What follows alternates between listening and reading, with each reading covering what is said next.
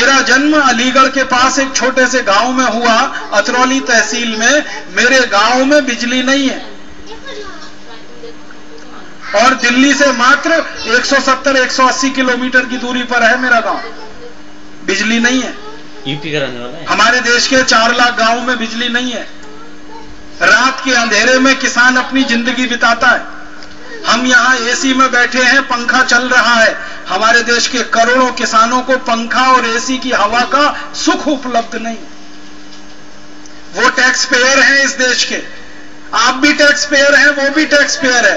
वो भी आपको पूंजी उत्पादन करके दे रहा है जो आप नहीं दे पा रहे हैं, अन्न पैदा करके दे रहा है जो आप नहीं दे पा रहे हैं, फिर भी उसको बिजली नहीं है। और बिजली नहीं है तो पानी नहीं है, ट्यूबवेल नहीं है।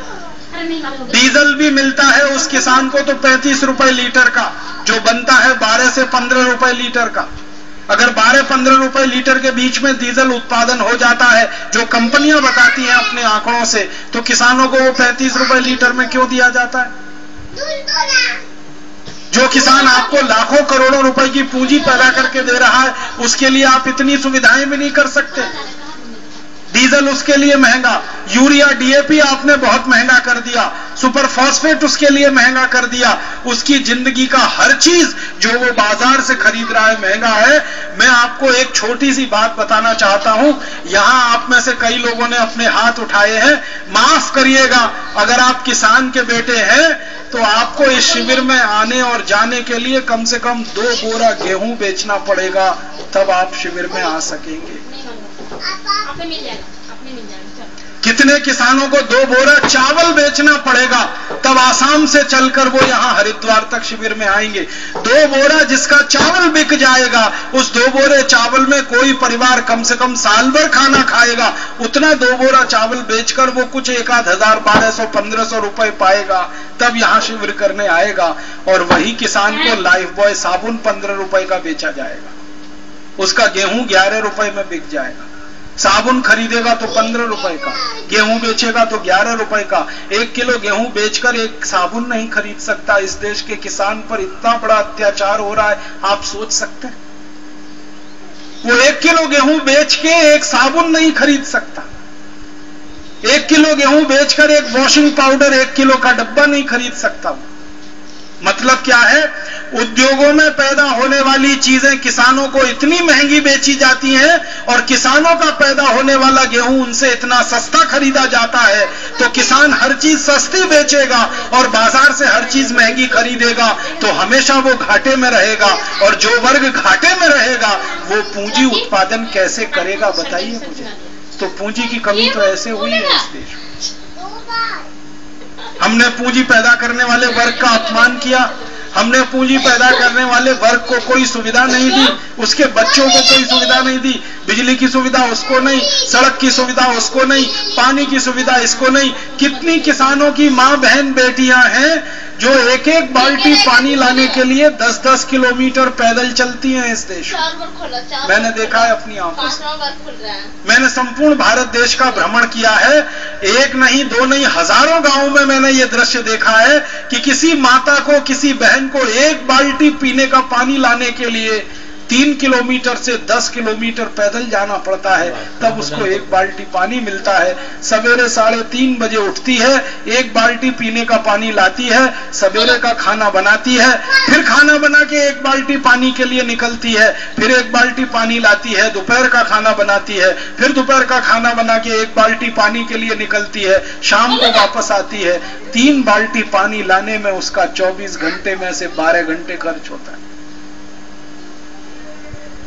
और फिर वही माताएं पानी के लिए जहां इकट्ठी होती हैं, वहां पहले पानी उनको मिल जाए उसके लिए लड़ाई झगड़े शुरू होते हैं और उसमें एक दूसरे के सिर फोड़ दिए जाते हैं। किसानों को क्या सुविधा मिल रही है? उनके घर के सामने उनको पीने का पानी नहीं मिलता, उनको चलने को सड़क नहीं मिलती। उनके घर में उनकी मां का, बहन का, बेटी का प्रसव हो, बहन और बेटियों का प्रसव हो, तो दाई की व्यवस्था नहीं है, हॉस्पिटल नहीं है, डॉक्टर नहीं है, कैसे बच्चे पैदा होते हैं आपको मालूम है। आधे से ज्यादा बच्चे होते हैं जो पैदा होते ही या तो मां को तकलीफ दे देते हैं या वो खुद तकलीफ पा जाते हैं। इतनी असुविधाओं में रहने वाला किसान आज भी उत्पादन कर रहा है 21 करोड़ टन, तो ये उसको बधाई है, उसको साधुवाद है, उसको चरण छूने का मन करता है, उसके चरणों में सिर झुकाने का मन करता है। इतनी असुविधाओं में रहने वाला किसान आज भी अन्न पैदा कर रहा है। आपको थोड़ी असुविधा हो जाए तो आप कितने तिलमिला जाते हैं। यहाँ 1 घंटे के लिए बिजली चली जाए तो तूफान हो जाता है, और वहां घंटों घंटों अंधेरे में वो जिंदगी बिताते हैं, चुपचाप अन्न पैदा करते चले जाते हैं, कभी उफ नहीं करते, कभी बस नहीं करते। इतनी असुविधाएं, इतने शोषण के बीच दुनिया में ऐसा कौन सा आदमी है जिसके बारे में आप मुझे बताइए जो पैदा करने वाली चीज का भाव खुद तय ना करे? ऐसा कौन सा आदमी है? एक ही है, वो किसान है और कोई नहीं। जूते बनाने वाला मोची भी अपने जूते का भाव खुद तय करता है और आपके साथ बार्गेन करता है। मेरा जूता 250 रुपए का है, लेना है लो, नहीं तो चले जाओ। किसान बेचारा ये भी नहीं कर सकता कि मेरा गेहूं इतने रुपए का है, लेना है ले लो, नहीं तो आगे चले जाओ। किसान न गेहूं का भाव तय कर पाता है, न चावल का, न चने का, न दाल का, न मटर का, न तिलहन का, न दलहन का। कोई भाव तय करने का अधिकार सरकार ने किसानों को नहीं दिया है।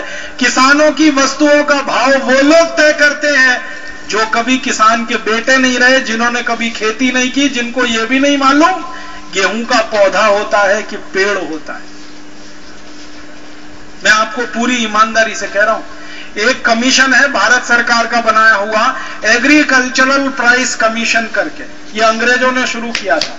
ये किसानों की फसल का भाव तय करता है। इसमें एक सेक्रेटरी लेवल का अधिकारी होता है, वो तय करता है कि गेहूं 1100 रुपए क्विंटल खरीदा जाएगा, चावल 700-800 रुपए क्विंटल, जो भी तय होता है वो सेक्रेटरी तय करता है। एक बार एक सेक्रेटरी को मैंने पूछा था, नाम नहीं बताता क्योंकि उसकी बहुत बेइज्जती होती है। उसको मैंने पूछा आप कौन है, तो उसने कहा एग्रीकल्चरल प्राइस कमीशन का सेक्रेटरी। क्या काम है? तो उसने कहा भाव तय करता हूँ गेहूं का, चावल का, चने का, मटर का। तो मैं पूछा गेहूं का भाव कैसे तय करते हैं? तो उसने कहा गेहूं का भाव तय करना बहुत आसान, पिछले साल का जो भाव होता है उसमें इन्फ्लेशन रेट जोड़ देता हूं, नया भाव तय हो जाए, बहुत आसान। फिर मैंने कहा पिछले साल का, तो उसने कहा उससे पिछले साल का भाव लेता हूं, इन्फ्लेशन जोड़ देता हूं। तो उसने एक थ्योरी बता दी। तो मैं पूछा भाई सबसे पहले साल का भाव तय किया उसका कैसे किया था? तो उसने कहा उसका ऐसे किया था कि यूरिया की कीमत, डीएपी की कीमत, सुपर फॉस्फेट की कीमत लगाई, बीज की कीमत लगाई, पानी का खर्चा जोड़ दिया और ये सब तय कर दिया। मैं पूछा किसान की मेहनत? तो उसने कहा मेहनत क्या, किसान तो अकुशल श्रमिक है, उसकी मेहनत का क्या?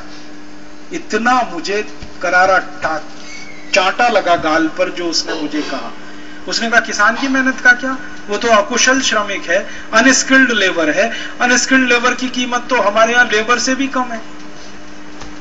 रोजंदारी पर जो आप मजदूर लेते हैं उसको क्या देते हैं? 60-70 रुपए। मिनिमम गारंटी योजना में कितना? 100 रुपए।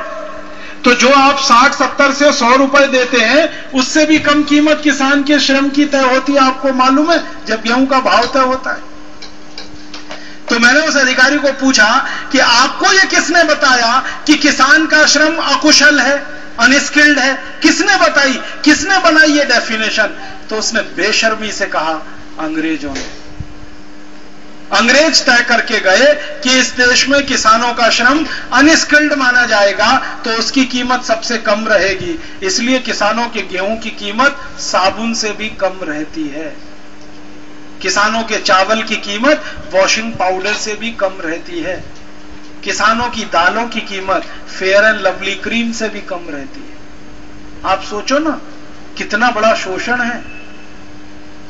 1 किलो वॉशिंग पाउडर खरीदे तो 1 किलो दाल भी नहीं आएगी, उतने में 1 किलो वॉशिंग पाउडर की कीमत है इस देश में। 75 ग्राम की साबुन 12 से 25 रुपए। 12 से 25 रुपए 75 ग्राम है वो, 1 किलो नहीं है। एक तो